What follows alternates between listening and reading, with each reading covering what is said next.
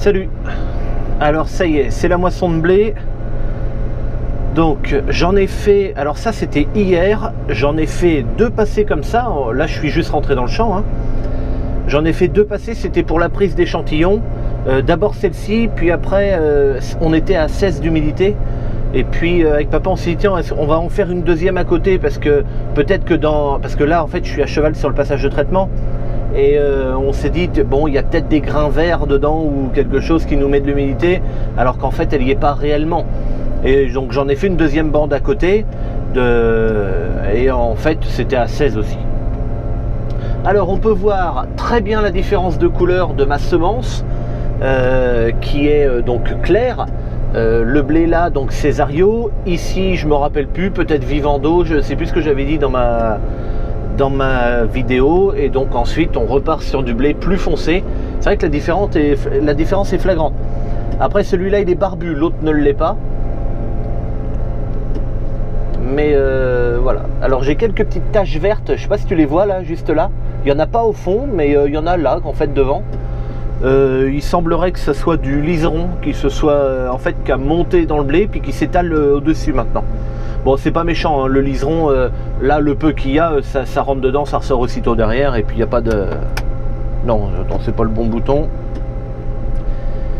Et voilà, donc là je vais ouvrir ma trémie. En même temps, je suis en train de démarrer le système de battage.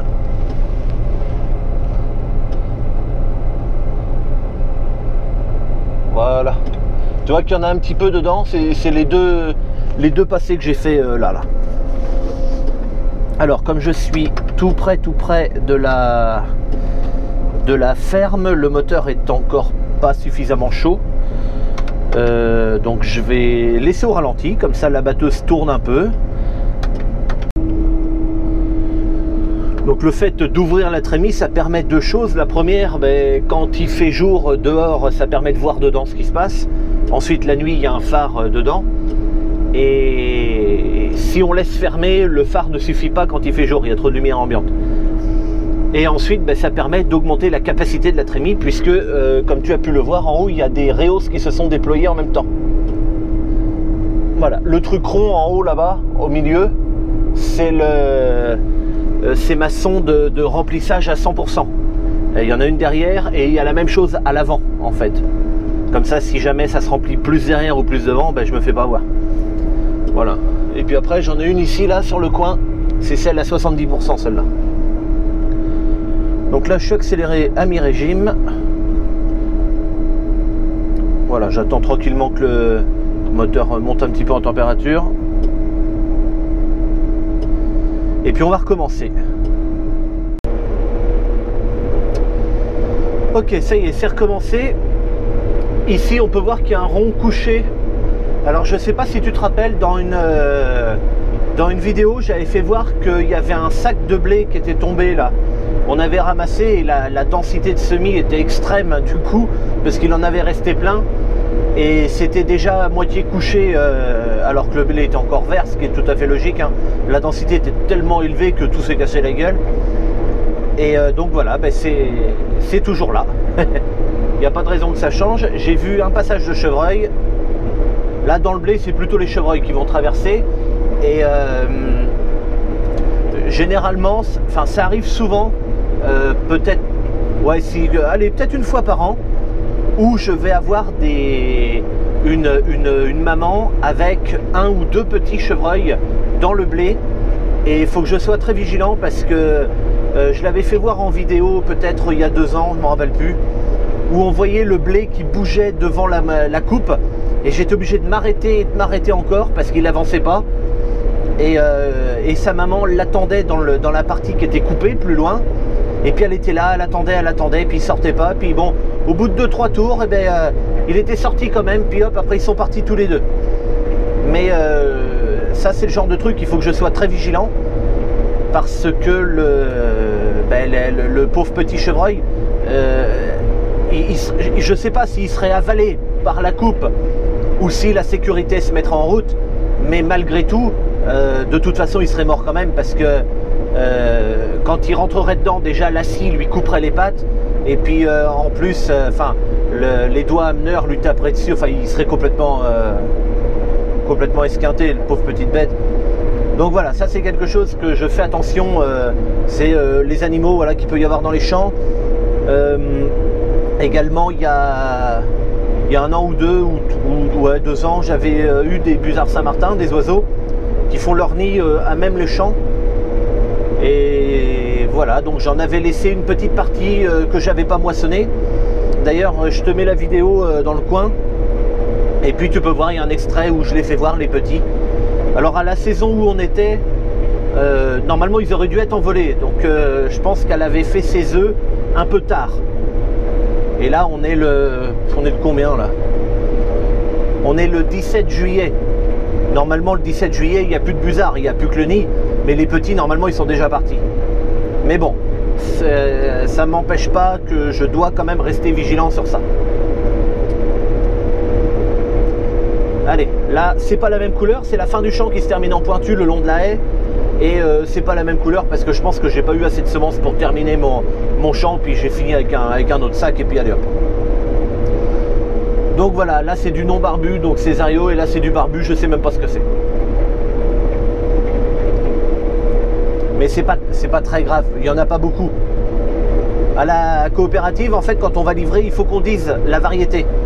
Parce qu'eux, après, ils mettent dans des cellules différentes. Alors, tu as des variétés qui vont mettre dans la même cellule, hein, mais certaines, ils vont les séparer. Mais voilà, s'il y en a très peu, c'est bon, ça passe comme ça. J'ai fait en sorte que mes rabatteurs, là, les rabatteurs, c'est le truc rouge hein, qui tourne, donc les petites barres ne viennent toucher que les épis. L'objectif du rabatteur, c'est seulement d'accompagner la culture dedans. Là, il est réglé à 1,5 km/h de plus que ce que j'avance. Autre chose qui a été réglé, c'est le tablier de coupe. Alors le tablier de coupe, en fait, c'est la planche qui est en bas, enfin la planche, le plateau quoi en bas, où il y a la scie qui coupe. Lui, je peux l'avancer et le reculer puisque ma coupe est un modèle Vario. Et donc en fait, pour avoir comment je peux dire, pour être le plus fluide et qu'il n'y ait pas de rentrée de matière sans à-coup, je dois mettre mon Vario pour que les épis tombent sur la moitié du diamètre de ma vis. En fait, je sais pas si tu comprends bien ce que je veux dire, mais tu vois, quand les épis tombent, ils viennent toucher ma vis, mais l'épi ne dépasse pas, l'épi de blé ne dépasse pas la moitié de la hauteur de ma vis. Je sais pas si tu comprends bien. Du coup, l'épi est hop, emmené aussitôt comme ça. Voilà, c'est à peu près, j'espère que je m'explique bien, c'est à peu près comme ça qu'il faut régler son Vario quand on a une coupe comme la mienne, pour être voilà, pour avoir de la matière qui rentre de manière fluide dans le convoyeur. Voilà, sinon j'ai réglé mon CAC. Alors le CAC, c'est la sensibilité que va avoir les palpeurs qui font le suivi de terrain de la coupe. Donc le CAC est réglé sur 35%. Voilà, il y en a qui aiment bien connaître un peu les paramètres. Donc voilà, moi sur ma coupe à moi, sur ma moissonneuse et dans les terres où je suis, 35%, entre 32 et 35%. Sur une lection, tiens, je suis déjà à 70%. Oh bah couillon, mais je ferai pas l'aller-retour. Je suis dans ma chinte, je peux même pas faire l'aller-retour, hein. D'habitude je le fais. Bon, on verra bien. Je vais essayer d'aller le plus loin possible. Sur les Lexion 540 en version Montana, je sais qu'il faut mettre les trucs à 45%. Tu vois, c'est un peu plus. Et puis après, il y a encore un autre truc où on les met à un bon 50 ou 55%. Mais enfin bon, bref, chez moi c'est 35. Sinon après, la coupe serait beaucoup trop nerveuse et elle ferait n'importe quoi parce que pas assez, ben, c'est pas assez. Mais par contre, si on met la sensibilité trop nerveux, du coup la coupe elle va pas arrêter de faire que ça toute la journée. Alors que là, bon, elle corrige en permanence, tu vois, mais c'est par petits à-coups comme ça. Si elle tombe dans un trou, tac, elle va tomber dedans, et puis après elle va relever, enfin, mais elle va le faire de manière fluide et puis correcte, quoi. Il y a beaucoup de vent aujourd'hui. Il y a beaucoup de vent. Là, j'attends d'être rendu à l'autre bout là-bas pour faire mon échantillon. Hein. Maintenant, je fais un aller-retour, tant pis. Hein. Et puis on verra bien après. Alors, je vais te faire voir vite fait quand il y a du blé versé ce que je fais. Un sacré passage là. Alors déjà, la première chose à faire, c'est de ralentir. Hein, c'est complètement con, mais... Et je passe sur mon deuxième réglage, qui est le réglage pour les poids.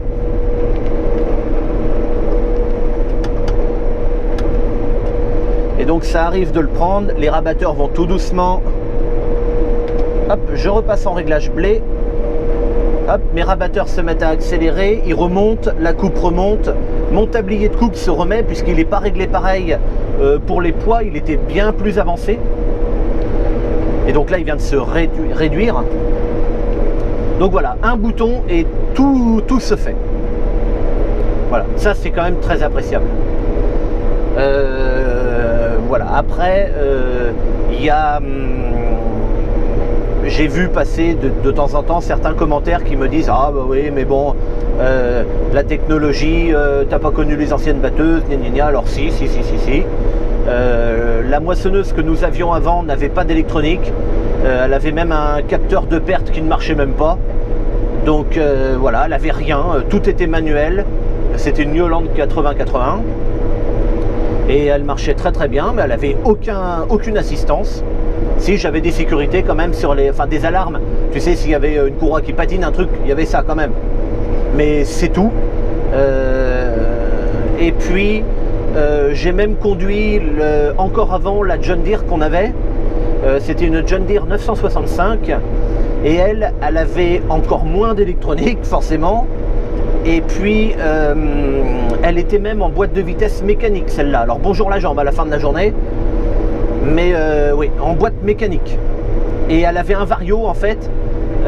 Et puis, ce que tu faisais pour avancer, donc tu te mettais, je sais pas moi, en première, je me rappelle plus, hein, parce que j'étais quand même pas très vieux quand je la conduisais, celle-là.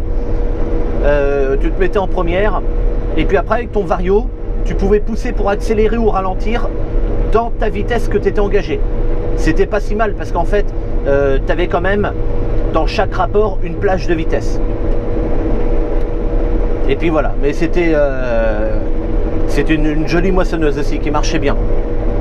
Mais bon voilà, elle avait fait son temps. Les deux moissonneuses, elles sont parties. La John Deere, elle est partie, elle était foutue, hein.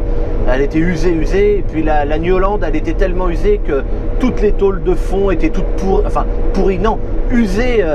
C'était épais comme un papier à cigarette, quoi. À la fin, c'était vraiment bouffé, usé par le grain qui est passé et repassé encore.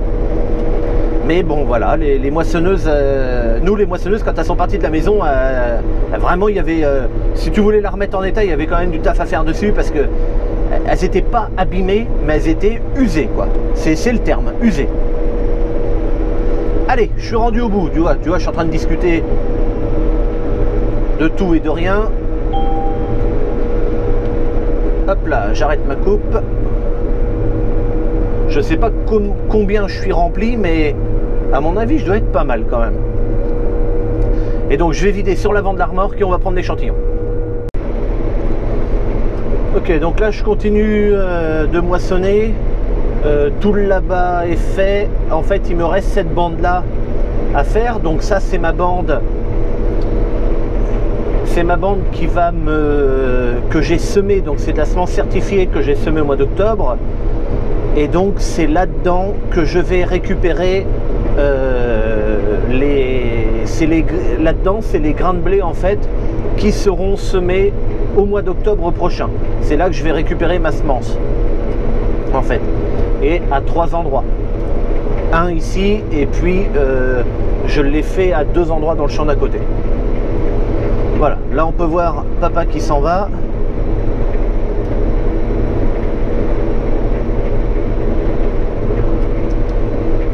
Et puis voilà, ça continue de moissonner, ça se passe très bien, pourvu que ça dure.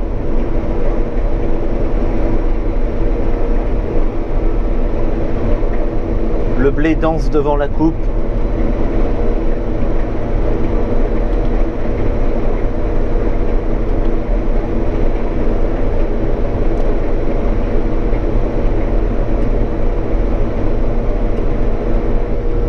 le soir arrive, il est quasiment 20 h. Je suis toujours dans la même parcelle. De toute façon, une journée suffit pas à battre cette parcelle, elle est trop grande. Et si tu veux quelques chiffres, je peux en donner.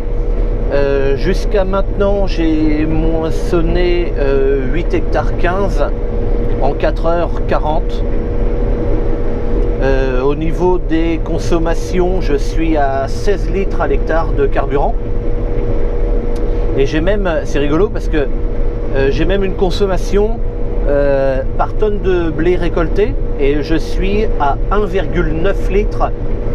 En fait, il me faut 1,9 litres de carburant pour récolter une tonne de blé. Voilà. Bon, je ne sais pas à quoi ça sert vraiment cette information, mais c'est rigolo de le savoir en tout cas. Et puis voilà, pour l'instant, j'ai fait presque 16 km dans le champ. Bon, voilà, alors les consommations en carburant, les 16 hectares là, broyeur éteint, hein. Je laisse la paille. Ça serait intéressant de savoir quand même, broyeur allumé, de toute façon ça serait plus. J'ai une ou deux parcelles que je vais broyer parce qu'ils sont c'est assez petit les champs et je vais pas faire venir l'éleveur pour si peu dans ces toutes petites parcelles là. Mais ouais, ça serait intéressant de savoir la différence entre broyer et pas broyer, la différence de carburant. J'espère qu'il est parti bien. Bon, t'inquiète pas, il va pas rester devant, t'en fais pas pour lui. Allez, la moisson continue. Donc là, je suis en train de prendre dans ma semence. Ah, regarde, le lièvre, il est là, au bord de ce qui est coupé. Donc il y a papa qui arrive au fond là-bas. Et donc là, on va prendre de la semence donc qui va être semée donc, en octobre. Alors, c'est plus moi qui conduis. Donc, c'est ma femme qui conduit. Elle s'en sort très bien. Faut que tu moissonnes doucement parce que c'est mon blé que je vais semer au mois d'octobre. Alors, faut pas le moissonner comme ça. Il faut que tu le moissonnes avec douceur, avec gentillesse. C'est du bébé blé qui va être semé. Et donc voilà. Bon, tu t'en sors. Ouais, ça va. Ça fait peur au départ. T'as peur au départ, bon ça va. Allez, moi je trouve qu'elle s'en sort très bien. J'ai un peu peur quand même. Non mais regarde, elle suit bien le bord et tout. Non, c'est bien. Hein. C'est bien ma puce. Allez. Tu fais pas de bêtises.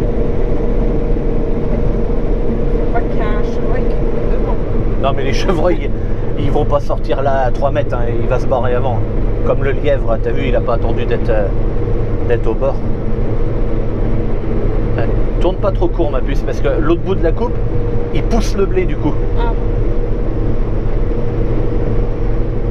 Tourne pas trop court, ça veut dire pas trop serré. C'est ça que je voulais dire. C'est quoi ce bip? Alors non, c'est rien, c'est la trémie remplie à 70%. Oh, j'aurais dû lui dire qu'elle avait fait une connerie.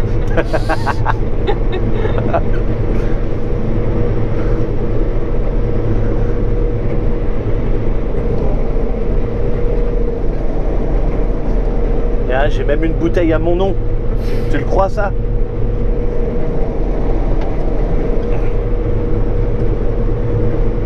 Ça va Albert, t'as pas peur? Il a dit non. Bon, et bien pendant que tu moissonnes, moi je vais me lever. Oh non, non, ne laisse pas toute seule. Non mais tu ne vas pas être toute seule, c'est que je veux aller dans le frigo. Hop, je vais pouvoir l'éteindre même avec le bouton qui est là. Hop là. Allez. Parce que il y a une pêche là-dedans, puis je l'avais mis au frais dans le frigo. Moi j'aime bien les pêches. Bon allez, je te reprends quand j'ai fini de manger ça maintenant.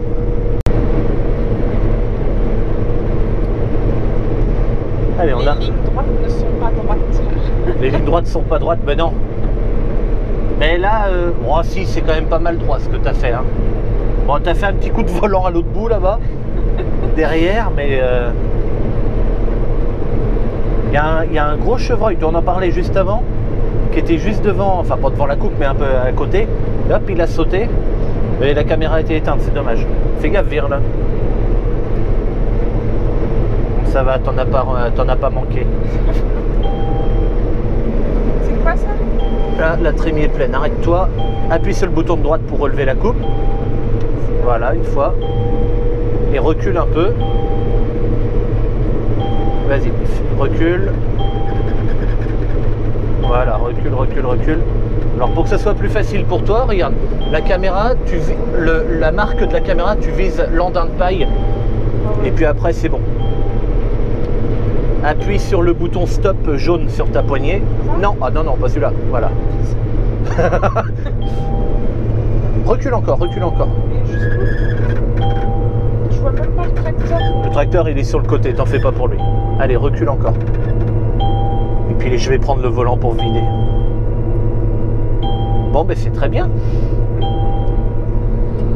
Bon, voilà. Donc là, c'est le Fiat 780 avec la benne Siam. Et puis on va vider dedans.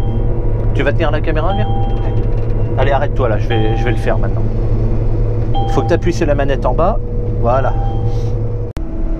Ok, donc là ça vide. Je me suis mis à mi-régime parce que la remorque elle est basse quand même.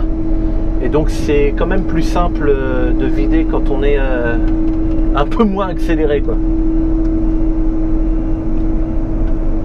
Voilà, là je suis en train de juste me repositionner comme il faut.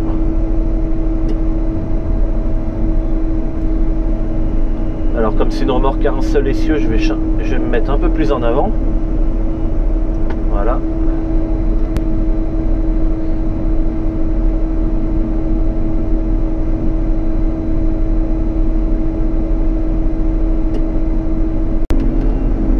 Allez, c'est quasiment terminé.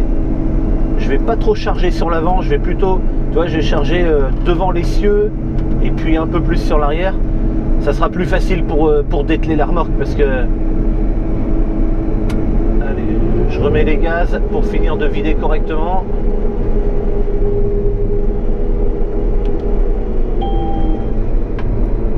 Et voilà.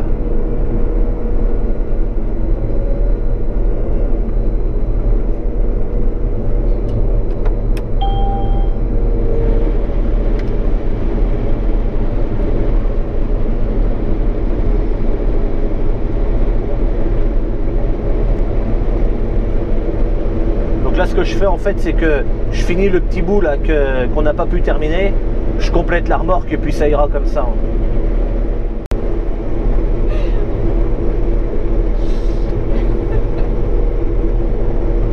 Bon, en fait, on est en train de rigoler parce que Virginie vient de se rendre compte que finalement, c'était pas très droit son truc là. Et j'étais en train de lui dire, elle était en train de me dire, oh là là, celui qui va botteler, il va croire qu'elle était bourrée ou je sais pas quoi. Et moi j'étais en train de me dire, ben, j'espère qu'il va voir ma vidéo, comme ça il comprendra pourquoi c'est tordu comme une couleuvre. Depuis le rétroviseur, on avait l'impression que c'était un peu droit quand même, hein. Mais en fait, pas, oh, pas tellement. Putain, là le pire c'est là, regarde ça. Oh là là. Moi je vais essayer de le rattraper. C'est là où il y avait le chevreuil. Non, non, non, non. C'était pas là où il y avait le chevreuil. Non. Elle se cherche des excuses, hein. Attends. Et s'il est là le chevreuil? Ça a bougé là. Ça se trouve c'est lui qui est là. Fais-lui peur à la fenêtre. Tiens, tata, il saute. Hop là. Tu l'as vu sauter? Regarde, regarde, regarde. Non, tu filmes pas où il faut. Oh, mais il a pas l'air vieux celui-là. Hein. On dirait qu'il a une petite tache blanche encore sur le cul. Il est tout seul.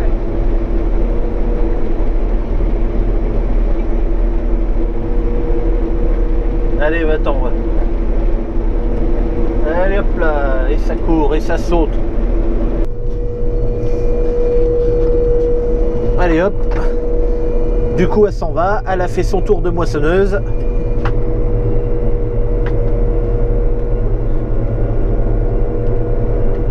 sans faire coucou à son mari chéri, quelle ingratitude.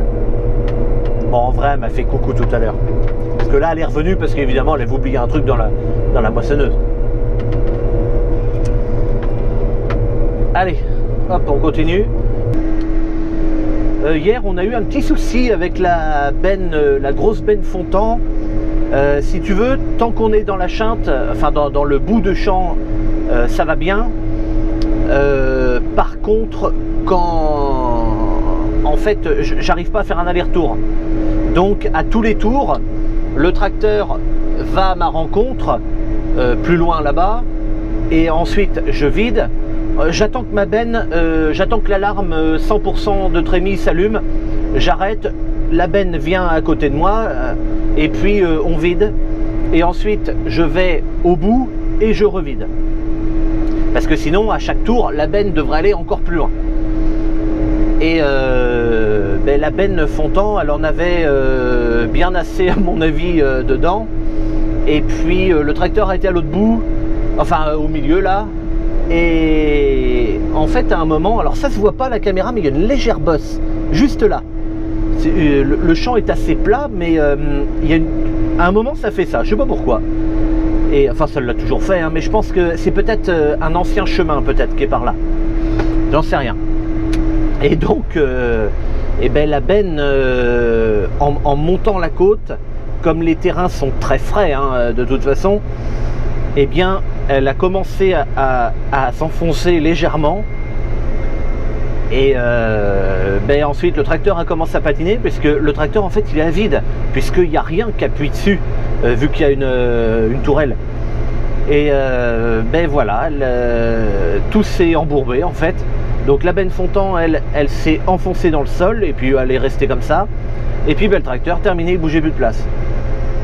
Donc je te mets une petite séquence vidéo. On a attelé avec des câbles le 115 devant. Et puis hop, on est sorti comme ça. En fait, c'était alors quand je dis embourbé, c'est un grand mot, hein. C'est juste que le tracteur, comme il n'a pas de poids du tout, il n'arrivait plus à avancer. Donc le 115 a aidé un peu, puis hop, on a sorti. Et puis voilà, je te mets la petite vidéo maintenant.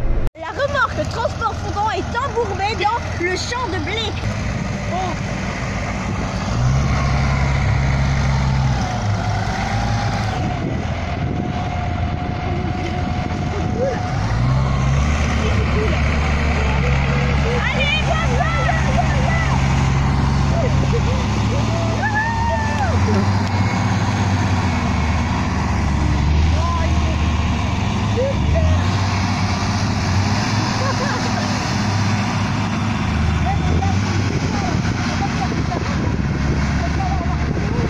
Bah ouais, parce qu'on voit qu'elle s'enfonce.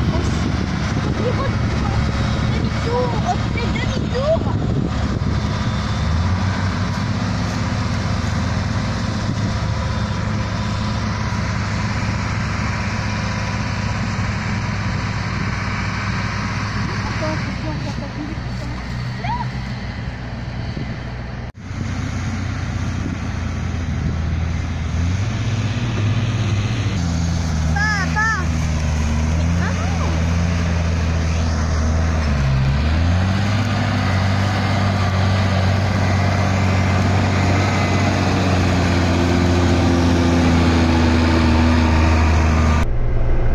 Hop, on met en route. Pendant que ça se met en route, j'ouvre ma trémie. Oui, je peux mettre en route alors que la trémie est fermée. J'ai déjà eu le commentaire, oui, on peut. C'est pas un problème. Donc là, pour faire plus simple, en fait, papa va mettre la remorque au milieu et puis je viderai à chaque tour. Et comme ça sera plus simple. Alors, je viderai pas trémie pleine 100%, mais ça fait rien. Ça me permettra de faire à chaque fois un passage. Ok, donc là je suis en mode battage, tout va bien, j'entends pas de bruit. Ah, faut que je me remette en première, j'étais en deuxième pour rouler un petit peu plus vite dans le champ. Hop, voilà, je suis en première. Je remets mon volant. Mi-régime. Il n'y a rien.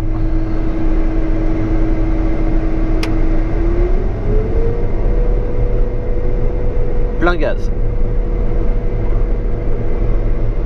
Ok, alors là, il y a une poussière... Oh non, c'est assez modéré. Comme la moissonneuse est soufflée tous les jours et tout, ben forcément quand on remet en route, toute la poussière qui a été soufflée, qui s'était redéposée moyennement dessus, ben hop, ça sort à ce moment-là. Là, quand j'ai accéléré, que j'ai mis plein gaz, j'ai pas eu d'alerte.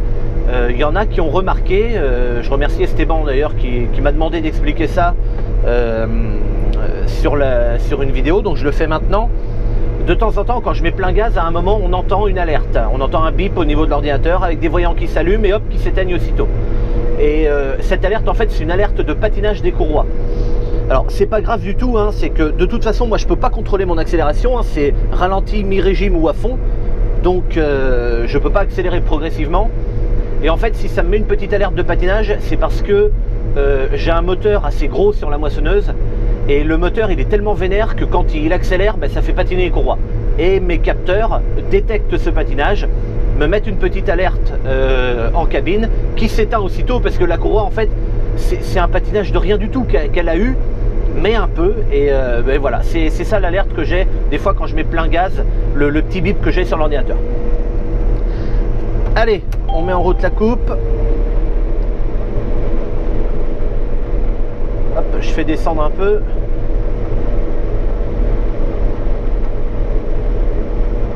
Ok, quand c'est le premier démarrage de la journée, j'attends tout le temps quelques secondes avant. Est-ce qu'il y a un bruit par rapport à hier ou... Bon voilà, ça c'est mon truc à moi. Bon voilà, il y en a sûrement d'autres le font aussi. Hein. C'est pas que moi tout seul qui fait ça, mais bon voilà, j'aime bien vous. Voilà, je préfère prévenir que guérir si on veut par là. Bon ben allez, c'est parti. Ça moissonne. Je contrôle dans mes rétroviseurs que mon éparpilleur fonctionne bien. Là je le vois bien. Alors j'ai déjà essayé de le faire voir à la caméra, mais en fait tu vois rien. Et je contrôle à la caméra mon andin de paille qui tombe aussi. Alors si l'andin tombait pas et que la paille restait bourrée à l'arrière de la moissonneuse, j'aurais un capteur qui m'alerterait et donc j'arrêterais.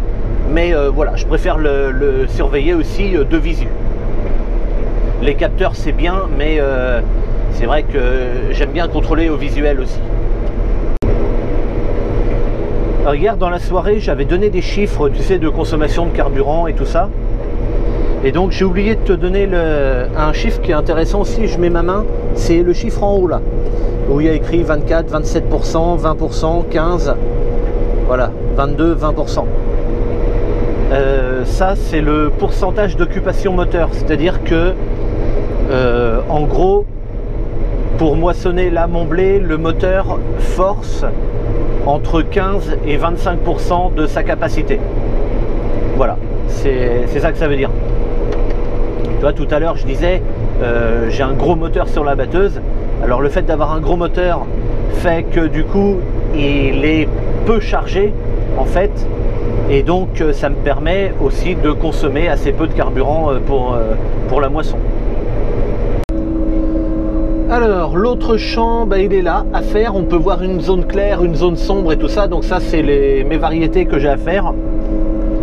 J'ai un petit sandwich, merci maman, pour pouvoir continuer plus tard ce soir.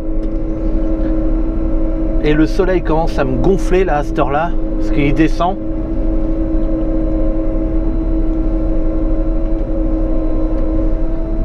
Allez, donc là je pars pas en face, hein, je pars sur le côté là. Alors en face, tu peux regarder, tu as vu, le blé est couché. Là, alors sur allez, 3 mètres, 4 mètres, sur toute la longueur, je pense que c'est quand il y a eu tu sais, il y a eu des gros coups de vent là, au fin de printemps, début d'été, il y a eu des gros coups de vent. Et on pense que c'est ici le vent, avec la haie, il a dû tourbillonner et ça m'a couché le blé. Parce qu'en fait, le reste du champ, il n'y a pas une zone qui est couché, hein. C'est vraiment que là. Alors on peut voir que le Someka est sorti avec le petit caisson vert. Dans ce caisson vert on peut mettre 4 tonnes dedans. Et donc c'est dans ce caisson que je vais stocker également une partie de ma semence qui sera triée au mois de septembre. En fait il y en a dans la Siam, dans le petit caisson vert, et il y en aura dans la benne Lambert, mais ça sera à la fin des moissons parce que la benne, la Lambert, j'en ai besoin pour les moissons de blé. Donc dans elle, ça sera vraiment en dernier qu'on mettra ça dedans. Ok, donc il est 1h25 du matin. La coopérative a fermé à 23h. Et donc on a moissonné jusqu'à maintenant, le temps de remplir les bennes. Et puis voilà, donc maintenant c'est terminé, je suis en train de rentrer, j'arrive au bout du champ. Je sais pas si tu le vois, il y a un petit lièvre qui court devant. De toute façon il va s'arrêter à un moment donné. Et puis voilà, le bout du champ est là. En fait j'ai juste à traverser la route et je suis dans la cour de la ferme. Et donc comme la barrière est large, je peux traverser la route avec la coupe.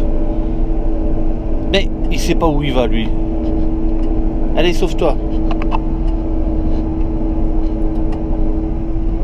Allez, je ralentis. Hop, je vais allumer les gyrophares quand même au cas où s'il y avait une voiture qu'elle puisse me voir de plus loin.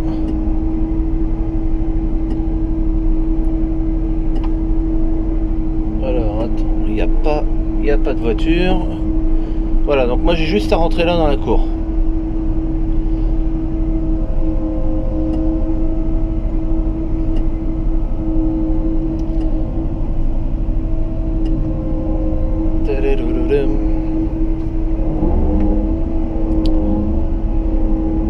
Hop, et voilà, je suis à la maison. Donc le chariot est là, juste devant, à droite. Et je vais dételer la coupe et puis ramener la moissonneuse devant, sur la gauche là-bas,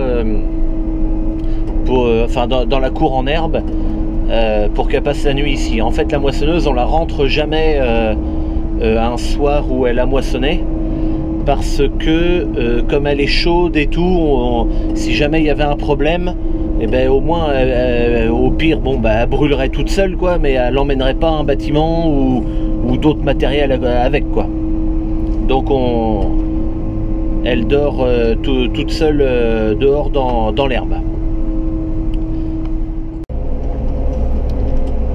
C'est joli hein, le petit chemin comme ça là.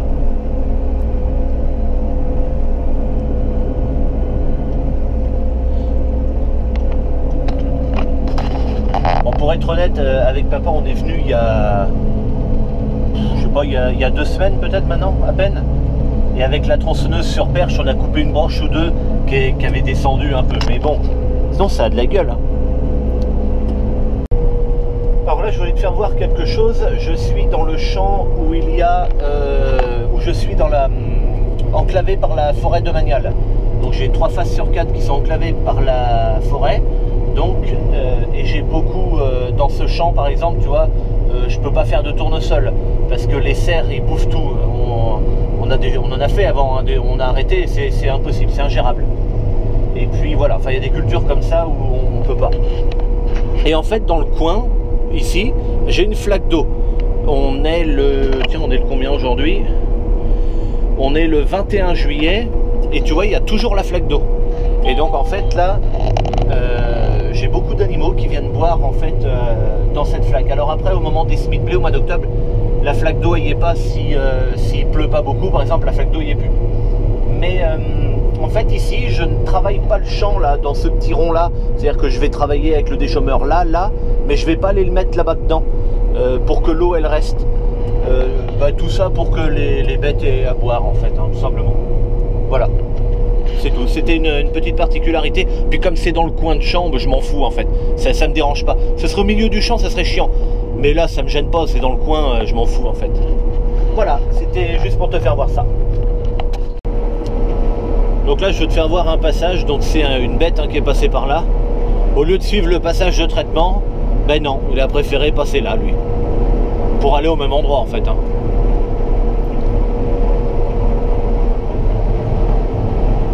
Bon, allez, hop. Cette parcelle est pas si mal en fait.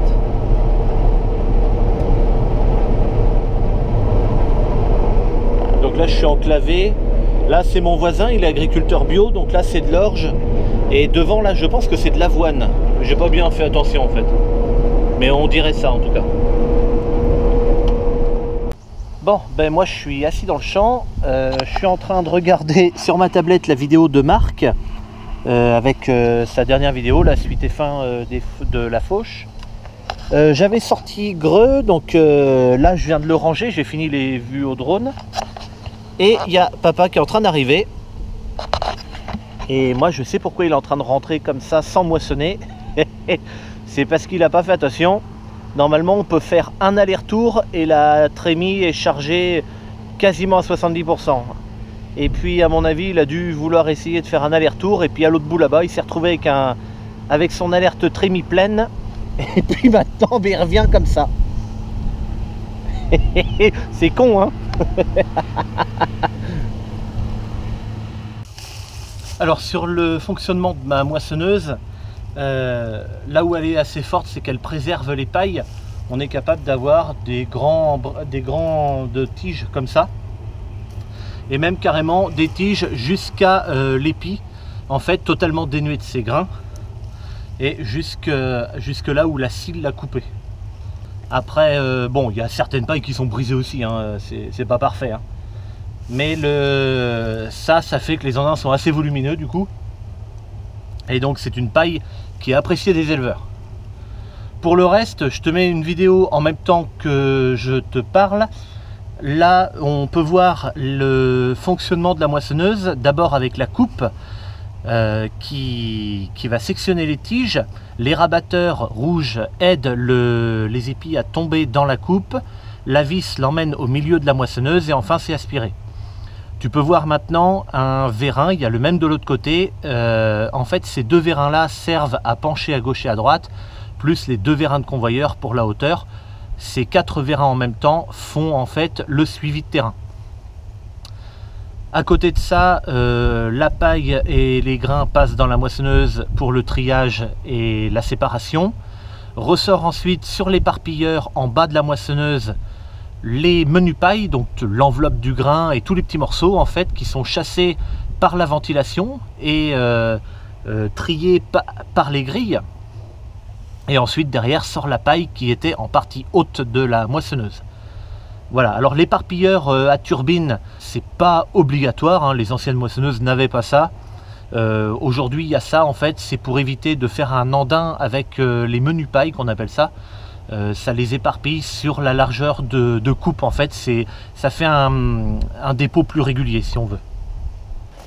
Donc dans ce champ qu'on va terminer, on termine ici parce que là c'est de la semence que je voulais garder, c'est de la variété Providence. À côté il y avait du ténor que je garde dans le petit caisson vert avec le Someca. Ténor que je regrette en fait d'avoir gardé, j'aurais mieux fait de l'envoyer. Donc je vais pas le faire trier cette année, le ténor. Au triage, il y aura ici le Providence, il y aura le Vivando qui était dans l'autre parcelle là-bas, il y aura du Césario que j'ai gardé, alors du Césario qui n'était pas en semence certifiée, qui était déjà en semence de ferme, mais que je vais ressemer. Je vais acheter également un sac de semences certifiées Césario pour continuer en fait le Césario sur ma ferme. Vivando, Providence, Césario. Et ben voilà, c'est tout, 3 variétés. Il devait y en avoir 4 et en fait le ténor je le fais pas, il est pas bon. Ça fait 2 ans que j'en fais, 2 ans que c'est pas bon. Je l'ai quand même mis dans le petit caisson vert et en fait j'ai fait une bêtise, j'aurais pas dû le faire. Et papa en parlait avec le technicien et il y a d'autres voisins qui sont un peu déçus du ténor, encore une fois.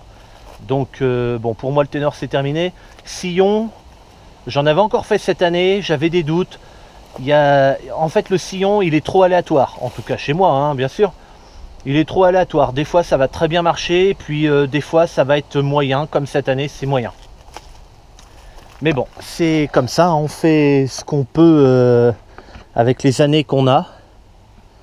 Donc là maintenant, dans cette remorque là pour le Providence, la moissonneuse nous a compté 8 tonnes 300. Donc là-dedans il y en a 8 tonnes 300 à peu près, hein, à quelques centaines de kilos près, c'est ça. Hein. Et puis le reste du champ ça va aller dans la Fontan avec le Deutz et puis ça ira à la COP. Voilà, donc là on a ce petit carré à finir, l'autre aussi, et puis voilà. Allez, en attendant, moi je vais reprendre où j'en étais. C'est-à-dire que je vais me rasseoir ici et je vais reprendre la vidéo de Marc.